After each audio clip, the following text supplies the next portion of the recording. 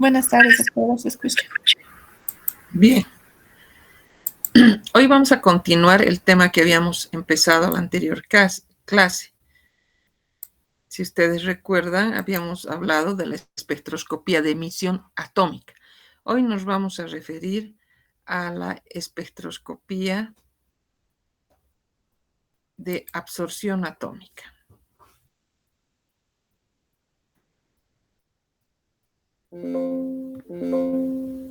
Bien, recordemos que tanto el método de hoy como el de la anterior clase tenían una característica donde la muestra tenía que encontrarse bajo la forma libre, bajo la forma de átomos o iones libres, ¿no es cierto? Y necesariamente ambos eran métodos atómicos, por lo tanto. Dentro del método de la espectroscopía de emisión, para nosotros era muy importante la presencia de una fuente excitadora, que era capaz que el analito, una vez excitado, sea capaz de emitir una señal, y esa señal era la que nosotros íbamos a medir. Para eso teníamos métodos como un método que habíamos visto era la fotometría de llama, donde la fuente excitadora estaba formada por una llama, a pesar de una serie de limitaciones que presentaba la llama, pero igual era tomada en cuenta por las ventajas y la sencillez de la misma. Al mismo tiempo, eso nos obligaba a revisar las características, las partes de la llama, y en la llama nosotros encontrábamos tres regiones: la externa, la media y la interna, donde la que a nosotros nos interesaba para el análisis o era considerada como zona de análisis, la zona media, ¿no es cierto? O la región interconal, donde se conseguía el equilibrio completo, se lograba era la zona de combustión y de equilibrio termodinámico. Entonces, luego teníamos que pensar en que existían dos elementos fundamentales, como eran el combustible y el oxidante, y otro aspecto que necesariamente debíamos y hemos visto era la presencia de los quemadores, que de acuerdo al tiempo van apareciendo primero los quemadores de consumo total, luego tenemos los quemadores de premezcla o de flujo laminar, y de esta manera vemos que el principio fundamental de la espectroscopía de emisión era la proporcionalidad que debía existir entre la cantidad de átomos que habían sido excitados y la cantidad de fotones que habían sido emitidos. Bien, ahora vamos a pasar también a una serie de características de lo que es la espectroscopía de absorción atómica. Es un método de detección. A ver, un ratito, vamos a ampliar esto. Es un método de detección de elementos químicos, metálicos. La muestra, para ser analizada, debe encontrarse al estado atómico. Se consigue por pulverización en la llama a temperaturas elevadas. Los átomos absorben luz en bandas muy estrechas de longitud de onda. La espectroscopía de emisión atómica y la espectroscopía de absorción atómica están íntimamente relacionadas. La espectroscopía de absorción atómica cuenta además con una fuente aparte de la llama. En la espectroscopía de absorción atómica, la sensibilidad depende del número de átomos que se encuentran en el estado fundamental, mientras que en la espectroscopía de emisión atómica vamos a ver que lo determinante va a ser la presencia de aquellos átomos que han sido excitados y están listos para emitir los fotones. Es un método más simple. ¿Sí hay alguien que quiere hablar algo? Es un método mucho más simple que la espectroscopía de emisión atómica, y ambos métodos van a ser complementarios, es decir, la espectroscopía de absorción atómica como la espectroscopía de emisión atómica. Empecemos entonces a ir describiendo las características de la absorción atómica. En primer lugar, la diferencia va a ser el principio, como nosotros hemos visto, vamos a tener, a ver,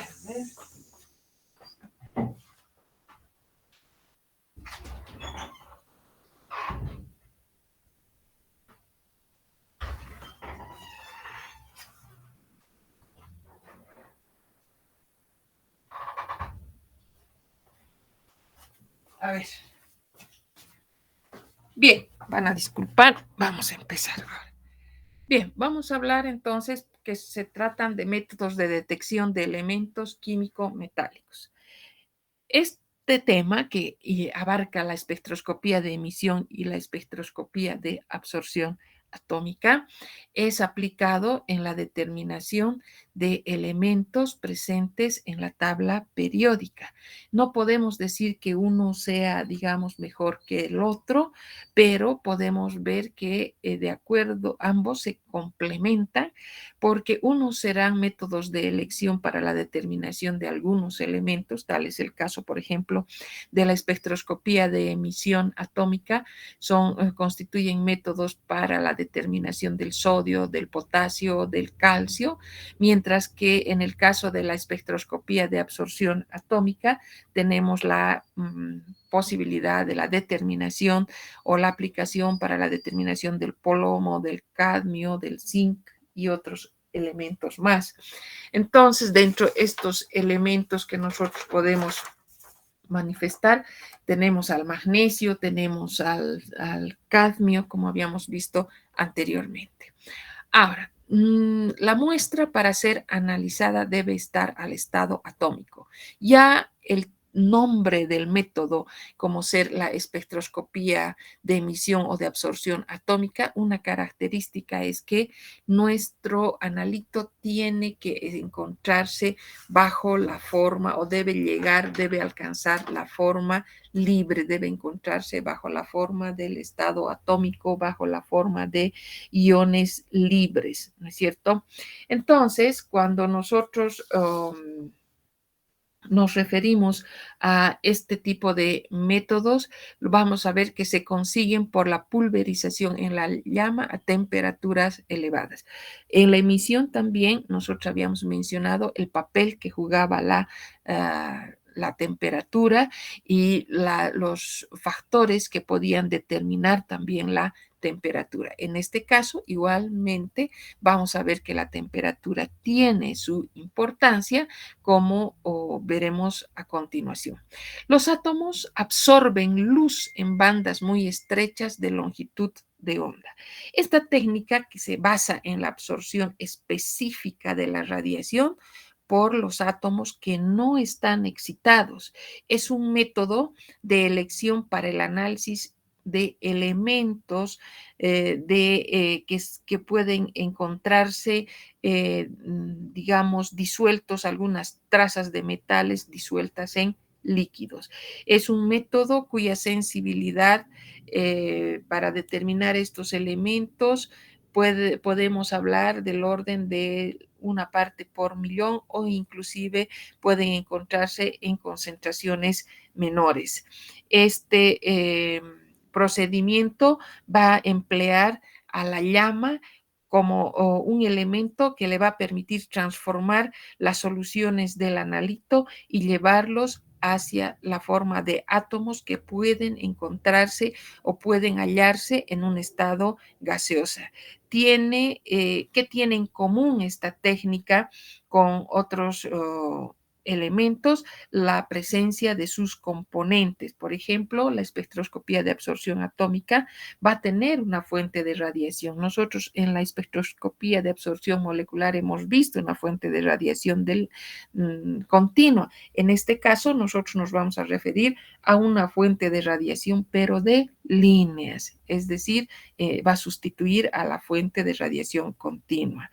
Luego vamos a tener que en la espectroscopía de la llama vamos a encontrar que la muestra va a tener que encontrarse en contacto con la llama, mientras que en el anterior caso teníamos una celda que contenía al analito.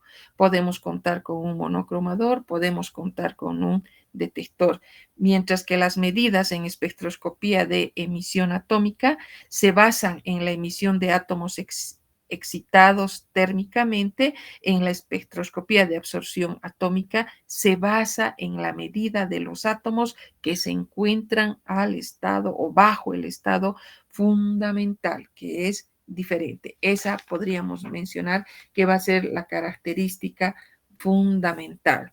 Ahora, es un método, la espectroscopía de absorción atómica, mucho más simple que la espectroscopía de emisión atómica, pero cabe recalcar que ambos van a ser totalmente métodos complementarios, como ya habíamos mencionado anteriormente. Vamos a ver que estas dos técnicas de emisión y de absorción atómica van a presentar muchas características comunes, como también vamos a poder nombrar algunas situaciones que van a ser mucho más marcadas en uno de los métodos que en otros.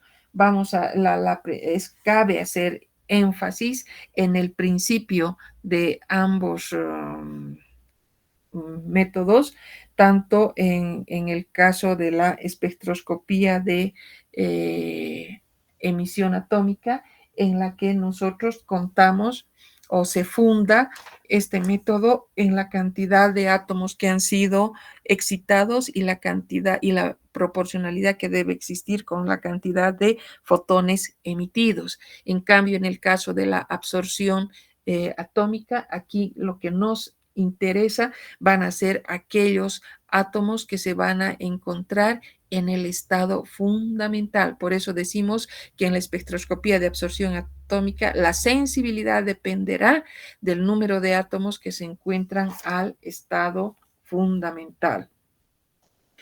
Ahora, vamos a ver que normalmente solo un pequeño porcentaje de átomos se encuentran excitados en la llama, por lo que la espectroscopía de absorción atómica constituye pues un método de mayor sensibilidad que la fotometría de llama. En la espectroscopía de absorción atómica, vuelvo a insistir, vuelvo a mencionar, vamos a ver que la sensibilidad de este método va a depender del número de átomos que se encuentran bajo el estado fundamental, mientras que la sensibilidad en la espectroscopía de emisión atómica va a ser proporcional al número de átomos que han sido excitados. Ahora, hemos dicho también que la absorción atómica va a ser mucho más sensible que la fotometría de llama. ¿Por qué? Porque además también hay la posibilidad de que la presencia de la llama hace también que existan menos interferencias, como vamos a ir viendo posteriormente. Tanto la espectroscopía de absorción como la de emisión atómica, es importante recordar que se tratan de métodos totalmente complementarios. Ahora, algo común en ambos métodos va a ser la presencia de la llama. La llama es un elemento que tiene la característica de atomizar la disolución en el caso de la espectroscopía de absorción atómica, mientras que en la espectroscopía de emisión atómica se la considera como la fuente excitadora, capaz de llevar el mayor número de átomos hacia niveles energéticos superiores para que después estos puedan emitir señales propias de aquellos elementos.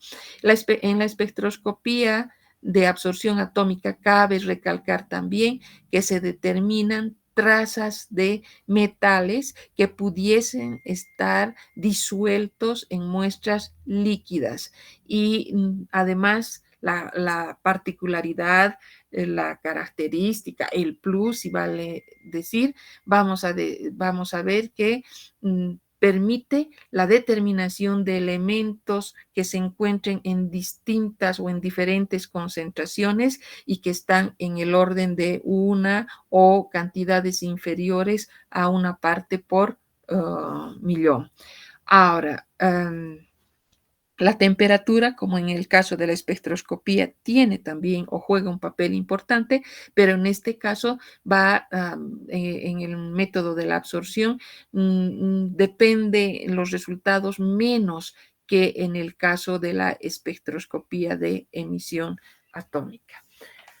Bien, las características ahora en cuanto a la instrumentación que nosotros podemos encontrar en el caso de la espectroscopía de absorción atómica, vamos a ver a continuación los componentes para cada uno de los métodos. Si ustedes se fijan, los componentes en el caso de la espectroscopía de emisión atómica, vamos a tener acá el agente excitador, que va a ser la llama, que obviamente va a tener que contar con un combustible, un oxidante y el analito, y la llama va a ser el elemento responsable para la emisión de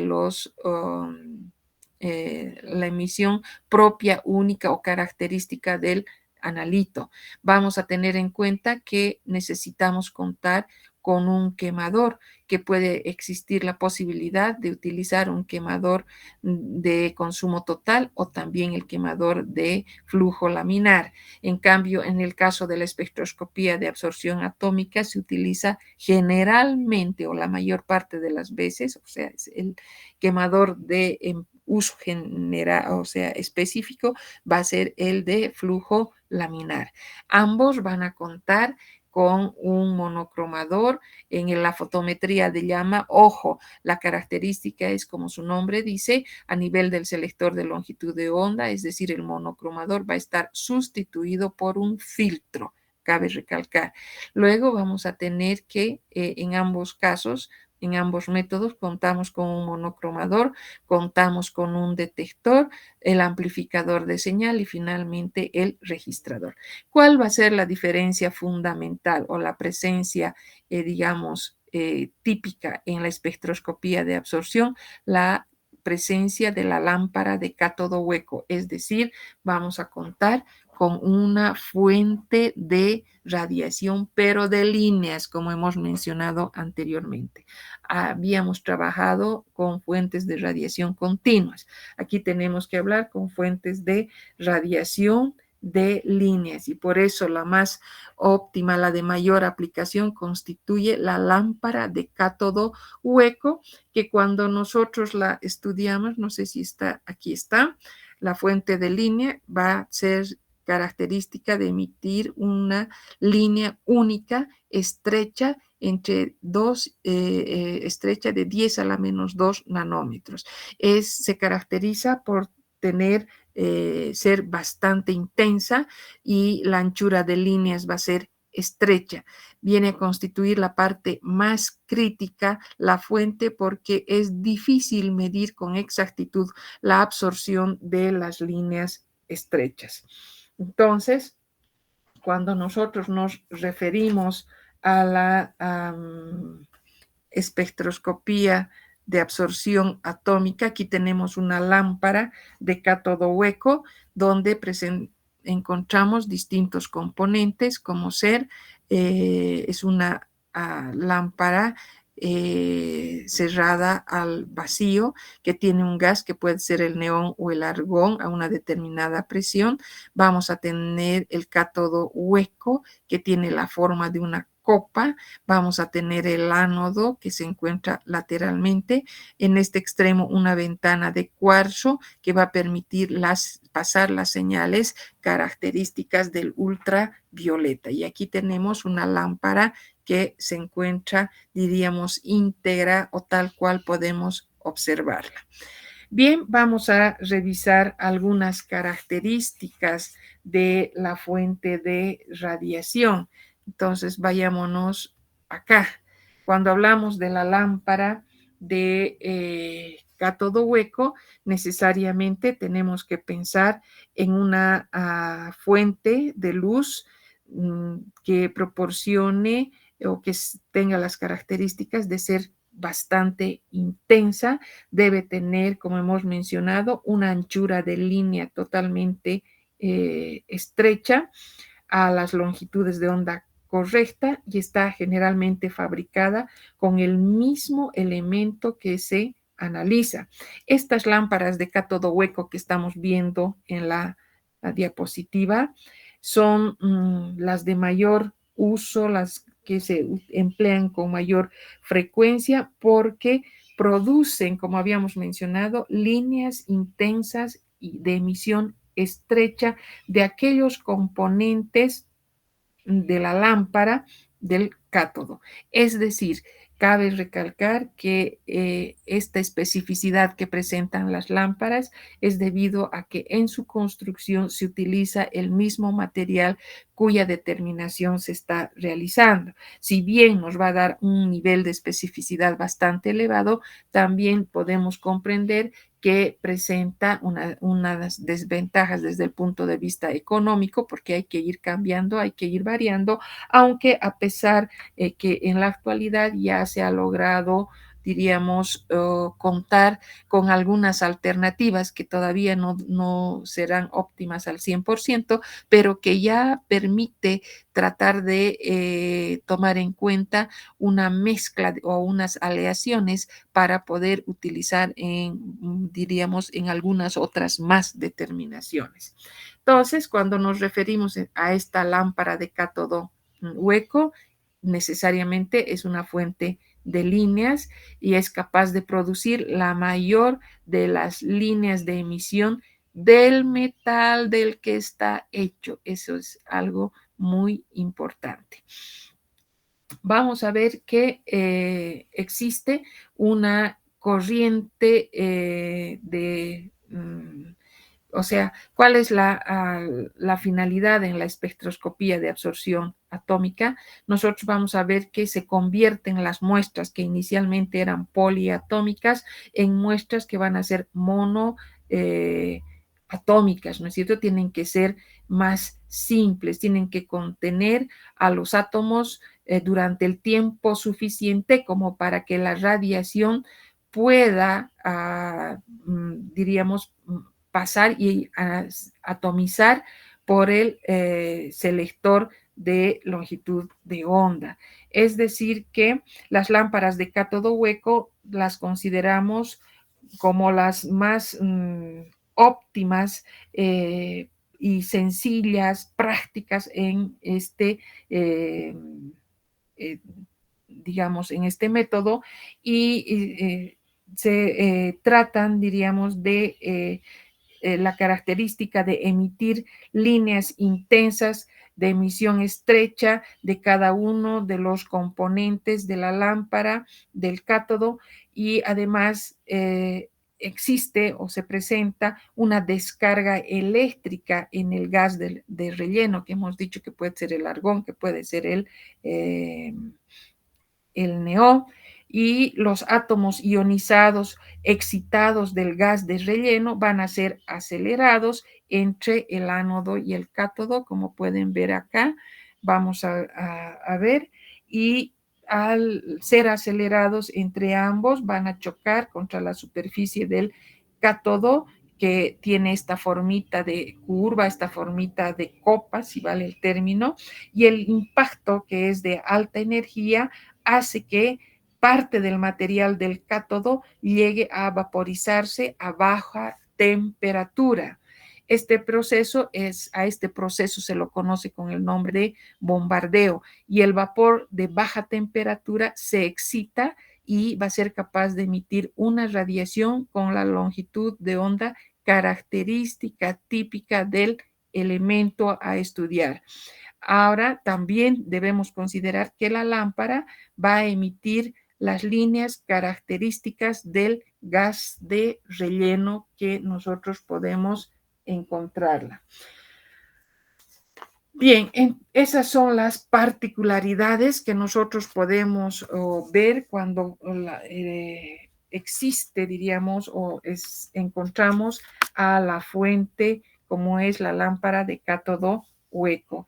Y no nos cansamos de mencionar en la espectroscopía de absorción atómica que el elemento fundamental o la parte más crítica en este método viene a ser, pues, viene a desempeñar ese papel la lámpara, ¿no es cierto? Que hemos mencionado que necesariamente tiene bastante especificidad y al mismo tiempo esta fuente, en esta fuente diríamos es muy difícil medir con exactitud la absorción de las líneas que son bastante estrechas dentro márgenes de 0,01 Armstrong. Ahora, no es la única fuente de radiación que podemos utilizar. Existen también otro tipo de fuentes a estas alturas que son continuas, podríamos mencionarlas, pero se las utiliza como auxiliares. Tenemos a los tubos de descarga sin electrodos con generadores, pero el principio va a ser mucho más complejo y sigue siendo la lámpara de elección para la espectroscopía de absorción atómica la presencia de las lámparas de cátodo hueco. Son más seguras, son más veloces, son más, como podríamos decir, presentan una serie de ventajas frente al resto de las alternativas que se nos presentan. Como hemos dicho, son más convenientes, más fáciles en cuanto al mecanismo por el que actúan, al mismo tiempo serán más veloces y por tanto van a ser mucho más seguras, ¿sí? Ya como habíamos visto, a ver, pasaremos un poquito acá, sus componentes, vuelvo a repetir, vamos a tener dos componentes fundamentales, es el cátodo hueco, como su nombre dice, que tiene la forma de una copa. Vamos a tener luego al ánodo, que está representada por esa especie de alambre. Aquí tenemos al ánodo. Vamos a tener también al gas que se encuentra, que puede ser el neón, que puede ser el argón. En este extremo tenemos a la ventana de cuarzo, porque sabemos que las líneas útiles, las señales útiles están dentro de lo que es el ultravioleta. Luego hay una diferencia de potencial del orden aproximadamente de 400 voltios. Bien, luego tenemos que mencionar dentro de lo que es el análisis cuantitativo, la concentración del analito en la muestra se obtiene midiendo la intensidad de emisión a través de los siguientes tres métodos: el método directo o la curva de calibración, el método de adición de patrón y el método del patrón interno. No los vamos a desarrollar estos métodos todavía, puesto que tenemos que empezar por lo más básico que todavía nos falta ver dentro de lo que es la parte práctica, y en su debido momento vamos a describir, vamos a trabajar dentro de lo que son los métodos de análisis cuantitativo en la espectroscopía de absorción y emisión atómica. Pero ya tenemos que mencionarlos, la presencia de este método directo, el método de adición del patrón y el método del patrón interno. Ahora, estas características que presentan estos métodos atómicos, como es la emisión y la absorción atómica, hay situaciones cuando la intensidad de la radiación electromagnética no siempre va a ser proporcional a la concentración de la muestra. Y esto se debe a la presencia de ciertas sustancias que van a interferir en el método analítico.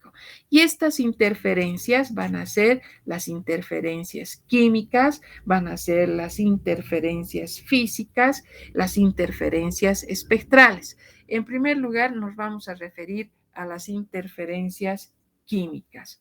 Las interferencias químicas originan una disminución de átomos libres en la llama al formar compuestos químicos.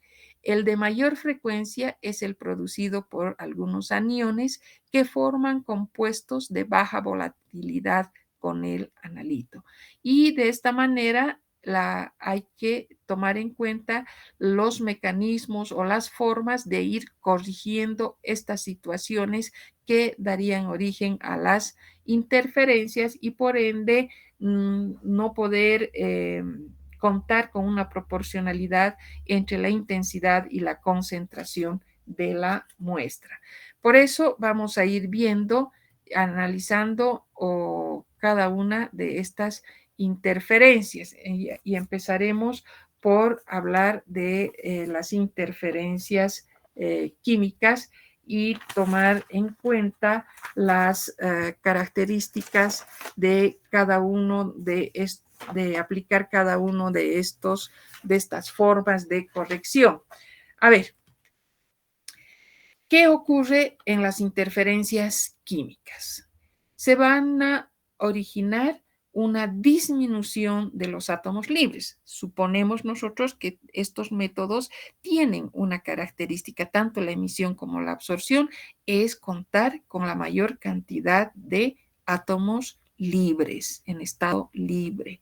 Entonces, ¿qué ocurre frente a una interferencia química? Se produce una disminución del estado libre, de los átomos libres en la llama, porque van a formar ciertos compuestos químicos y estos compuestos químicos van a ser pues bastante estables y el hecho o el caso en el que se presenta o es de mayor frecuencia es el producido, como hemos mencionado, por los aniones que van a formar compuestos de muy baja volatilidad al unirse con el analito. Y un ejemplo de esto viene a ser la reducción en la emisión del ion calcio que tiene lugar en presencia de los fosfatos. Entonces, ¿qué va a ocurrir en presencia de los fosfatos y del ion calcio? Va a formar un complejo que va a ser el fosfato cálcico que lamentablemente va a ser térmicamente estable y no vamos a contar con la cantidad correspondiente de iones calcio al estado gaseoso, al estado libre. Entonces, la forma de corregir, de minimizar o de prever la formación de estos complejos que van a ser bastante estables, va a ser a través de la presencia de agentes secuestradores. Un agente secuestrador, como vemos en la diapositiva, va a ser el ion lantano. Ahora, ¿cómo funciona, cómo actúa este ion lantano? Este ion lantano va a ir a unirse a los fosfatos y va a dar lugar a la formación de un complejo estable de tal manera que el lantano unido al fosfato va a evitar que el fosfato esté libre o esté disponible para el ion calcio, que es motivo de nuestra determinación o de nuestro estudio. Luego habla de la adición de un agente quelante, como es el etilendiamino tetraacético. Entonces, este agente quelante, ¿cómo va a actuar? Va a formar un quelato de calcio con los iones calcio y de esta manera va a evitar que el calcio o el ion calcio se una a los fosfatos. En tercer lugar, nosotros tenemos la separación de los iones interferentes del analito, pero en este caso, previa a la determinación, se procede a esta etapa o a este proceso antes de realizar la determinación o la experiencia o la aplicación del método de absorción o emisión atómica. Ahora, finalmente, tenemos el empleo de las llamas calientes. Sabemos que el momento de corregir o disminuir estas interferencias es útil también trabajar con llamas calientes en lugar de trabajar con llamas frías. Pero ojo, la temperatura muy elevada puede llevarnos a procesos de reionización. Entonces, diríamos, esta forma, esta manera de evitar o de corregir las interferencias químicas requiere de un control en cuanto al incremento de temperaturas o el uso de temperaturas muy elevadas, porque podemos caer en la situación de reionizar al analito. Bien, ahora aquí nuevamente hablamos del efecto de ionización. Entonces, este efecto de ionización se lo corrige a través de un supresor de ionización. Como hemos mencionado, siempre hay la tendencia de emplear llamas calientes en lugar de las frías, pero ya hemos mencionado que hay que tener mucho cuidado en el control de la temperatura. ¿Por qué? Estas llamas calientes que tienen, o sea, se tiene la mayor tendencia a utilizarlas en lugar de las frías. ¿Qué es lo que van a hacer? Cuando se incrementa demasiada la temperatura, va a proporcionar una mayor energía de excitación para los átomos metálicos. Por tanto, si la temperatura es muy elevada, puede ionizarse una gran cantidad de átomos neutros. ¿Y qué ocurre? Cuando de esta manera vamos a disminuir la población de átomos neutros y como consecuencia va a disminuir la sensibilidad de la técnica, y eso tampoco es lo que buscamos. La manera de disminuir este proceso de ionización va a ser añadir a la muestra una cantidad relativamente elevada de una sustancia conocida con el nombre de supresor de ionización, es decir, un elemento fácilmente ionizable que produce gran cantidad de electrones en presencia de la llama. Luego tenemos que tomar en cuenta al fenómeno de la autoabsorción. ¿A qué se refiere o qué representa o por qué se caracteriza este fenómeno de la autoabsorción? Este fenómeno se presenta cuando contamos con concentraciones muy elevadas del analito, que va a dar lugar a una desviación del comportamiento ideal de una curva de calibración. La autoabsorción se desarrolla cuando un fotón emitido por uno de los átomos del analito se absorbe por otro átomo del propio analito. Y este segundo átomo reemite el fotón, pero no produce su propio fotón. De esta manera, dos átomos del analito que podrían producir dos fotones solamente han originado un fotón. Esto es debido a la autoabsorción. Y este problema, este inconveniente se puede resolver procediendo a la disolución o a la dilución, diremos así, de los estándares y también de la muestra a concentraciones mucho más bajas. Y finalmente tenemos el efecto matriz. Sabemos que todo analito no está solo, sino está formando parte de una muestra, y todo el resto que no sea el analito va a recibir el nombre de matriz. La mayoría de las muestras entonces tienen muchos compuestos, muchos acompañantes que están junto al analito, es decir, que no forman parte del analito. A todo este material, a toda esta parte de la muestra se conoce como, o se le da el nombre de matriz. Y generalmente esta matriz constituye el origen, constituye la fuente de las interferencias químicas, de las interferencias espectrales, de los problemas de ionización o cualquier elemento que podría originar la presencia de las interferencias. Ahora, finalmente, tenemos la interferencia espectral. Esta se refiere a la superposición de una línea o una banda de un elemento impureza, vamos a llamar, o de una impureza, en la muestra que se estudia. Y esto se corrige con un monocromador de alta resolución. A ver, hablaremos primero.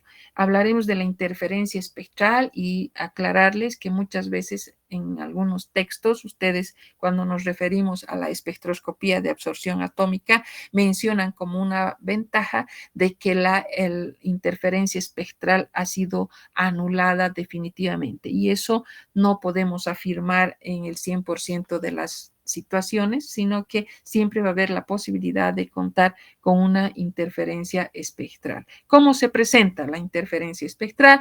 Esta se presenta por una superposición de una línea o de una banda de un elemento que lo denominamos así a la impureza presente en la muestra o junto a la muestra y que tenga una longitud de onda muy próxima o casi del elemento que es motivo de nuestro estudio. Entonces, ¿qué ocurre? El detector no tiene la capacidad de diferenciar las señales que vengan del elemento impureza o del analito que nosotros estamos estudiando y como consecuencia nos va a proporcionar una señal incorrecta. Ahora, este tipo de interferencia lo podemos solucionar o lo podemos disminuir empleando, como hemos visto en la diapositiva, un monocromador de alta resolución que solo pueda medir la línea de interés del analito y el ruido de fondo de la llama puede considerarse ya como un tipo de interferencia espectral. Entonces, de esta manera hemos visto el origen de todas las interferencias, sean físicas, sean químicas, sean espectrales, presentes en estos métodos donde tanto en la espectroscopía de emisión atómica como en la espectroscopía de absorción atómica, la muestra tiene que, para ser cuantificada, para ser medida, tiene que encontrarse bajo la forma de átomos libres, bajo la forma de eh, vapor o la forma gaseosa correspondiente. De esta manera concluimos entonces nuestro tema referido a las dos técnicas de tanto de emisión como de absorción atómica. ¿Hay alguna pregunta que quieran hacer? Los escucho. Bien, si no hay preguntas, quedamos acá y damos por concluida la clase. Que tengan un buen resto del día, jóvenes. Hasta luego. Hasta luego, doctora. Hasta luego, jóvenes.